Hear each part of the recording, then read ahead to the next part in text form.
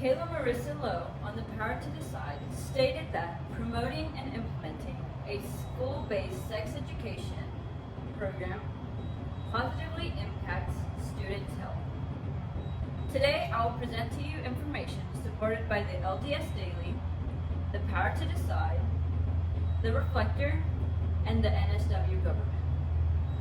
Teaching chastity instigates fear and leaves teenagers clueless as what to do when it comes their time to have sex. I will tell you why teaching abstinence fails, teaching safe sex is better, and when abstinence talks result in. Teaching abstinence only tells teenagers to stay away from sex. It keeps them in the dark about many things, like contraceptives and resources that can help them in the future. Teaching chastity fails because it doesn't prepare them for what may come and what to do in the possibility. First, they must know that their partners have to be consenting. Sex can be a scary and uncomfortable thing to talk about, but it is imperative that we do not forget how important, powerful, and needed it is through our youth and young people.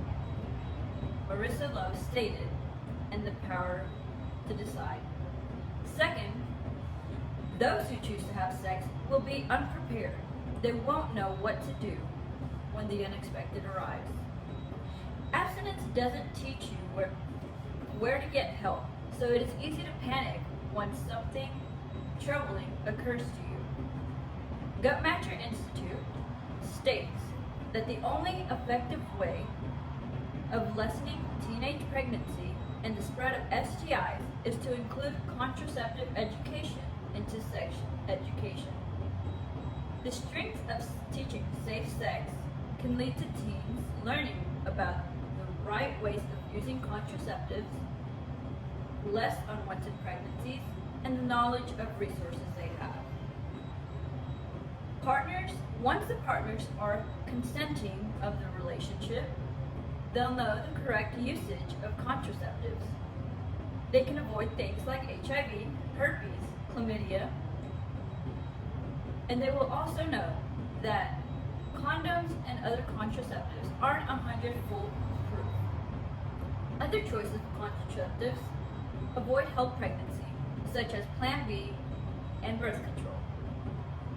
There is no real way that 100% something can prevent a pregnancy or a disease, and a safe sex education will allow teenagers to know such things.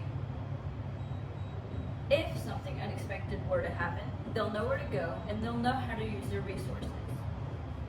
Teenagers that are active in their sexual activities shouldn't be shunned.